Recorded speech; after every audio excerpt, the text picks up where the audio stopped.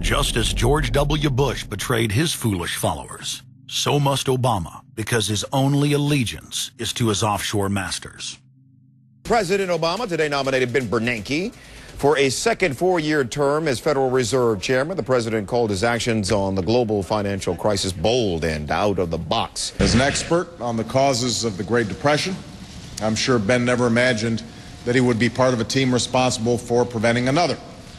But because of his background, his temperament, his courage, and his creativity, that's exactly what he has helped to achieve. And that is why I am reappointing him to another term as chairman of the Federal Reserve. So Obama has made it quite clear by his actions, never mind his words, his actions, as to who owns him, who he works for, and who he serves. And it's not the American people. It is so obvious to anyone paying attention that the President of the United States is not the real person in control. Whether it is Gerald Ford or Jimmy Carter or Ronald Reagan or Clinton or Bush, Obama is no different. And to think that he is an independent figure is just crazy. And as Franklin Delano Roosevelt said, presidents are selected, they are not elected. Obama pledged that he would end NAFTA and GATT, and has since fought to expand both of them. Obama promised that he would have the most transparent administration ever, and he is already more secretive than Bush and Cheney ever were, even making it a secret who visits the White House. I can make a firm pledge.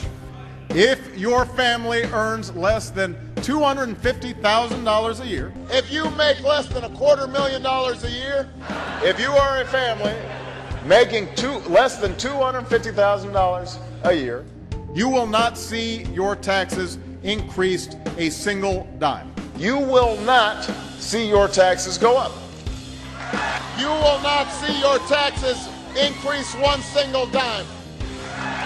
Not your capital gains tax, not your payroll tax, not your income tax, no tax. Not your income tax, not your payroll tax, not your capital gains taxes, not any of your taxes.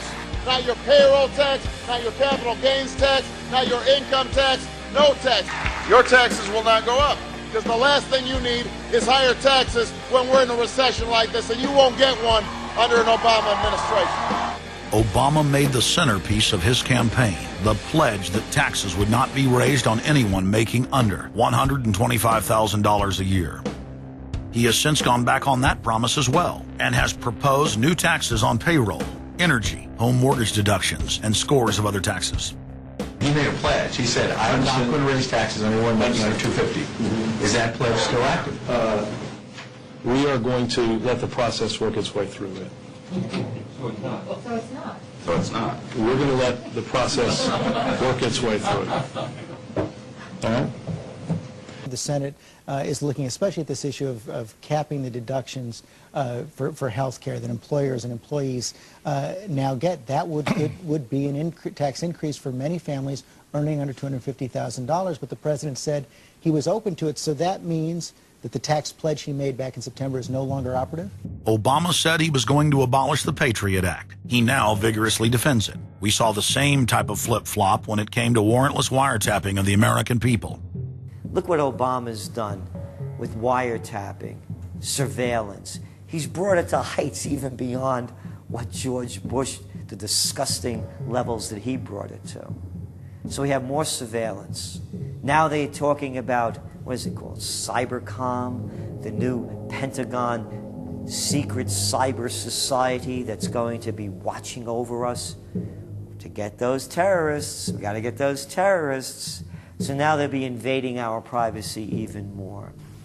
So, I mean, it really almost makes you ask the question, would it have been better if we never invented the internet and had to use paper and pencil or whatever? Now Obama is setting up the Cybersecurity Command, which the government admits completely ends the Fourth Amendment and allows President Obama to shut off the internet in the United States whenever he wishes.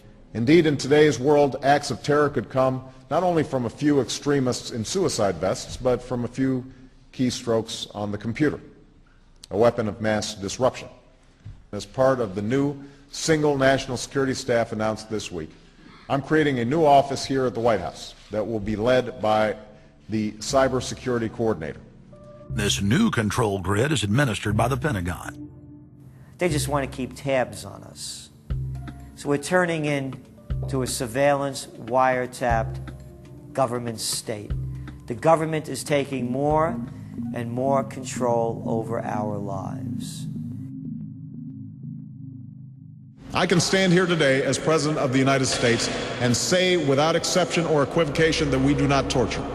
Obama made a show of investigating torture, but has ignored the Army's own detailed investigative reports, which name the torturers that the White House memos document were following the directives of Bush and Cheney, the men who are most guilty for issuing the infamous orders. Some low-level soldiers have been prosecuted for their role at Abu Ghraib, but no senior officer has been held accountable in any of these cases to date. Heidi? I know that these debates lead directly, in some cases, to a call for fuller accounting, perhaps through an independent commission. Now, I've opposed the creation of such a commission. Next, Obama expanded Bush's doctrine of indefinite detention of foreigners without trial to holding citizens without evidence indefinitely, without ever even committing a crime. President Obama today proposed something new, something called prolonged detention. Pre-crime is where people are arrested and incarcerated to prevent crimes that they have not yet committed. Barack H. Obama, who ran as an anti-war candidate, has continued the war in Iraq, massively expanded the war in Afghanistan, and unleashed a new conflict in Pakistan. Now Obama is promoting the biggest defense budget in history, dwarfing George Bush's war machine. What George Bush has been trying to do as part of his effort to accumulate more power in the presidency is he's been saying, well, I can basically change what Congress passed by attaching a letter saying, I don't agree with this part or I don't agree with that part. I'm going to choose to interpret it this way or that way. That's not part of his power. But this is part of the whole theory of George Bush, that he can make laws as he's going along. I disagree with that. I taught the Constitution for 10 years. I believe in the Constitution, and I will obey the Constitution of the United States. We're not going to use signing statements as a way of doing an end run around Congress. All right? Obama guaranteed that once president, he would stop the unconstitutional practice of issuing signing statements, through which the executive branch illegally usurps the legislative power of Congress. Congressman Kucinich, when he introduced his 60 articles of impeachment against Bush Jr., I think one was the signing statements. The form of the resolution is as follows. A resolution, articles of impeachment of George Bush, President of the United States. Resolved, that President George W. Bush be impeached for high crimes and misdemeanors. Article 26, announcing the intent to violate laws with signing statements, and in violation of his constitutional duty under Article 2, Section 3 of the Constitution, to take care that the laws be faithfully executed, has used signing statements to claim the right to violate acts of Congress even before he signs those acts into law. Same analysis would apply to Obama, and a fortiori because he taught constitutional law. He knows better. He's a lawyer licensed to practice law, who, as I am, who took an oath when he was licensed to uphold the Constitution and laws of the United States of America. With his signature on the spending bill also came Obama's first signing statement, a presidential declaration freeing him from following some of the bill's contents. I believe in the Constitution, and I will obey the Constitution of the United States. We're not going to use signing statements as a way of doing an end run around Congress. All right?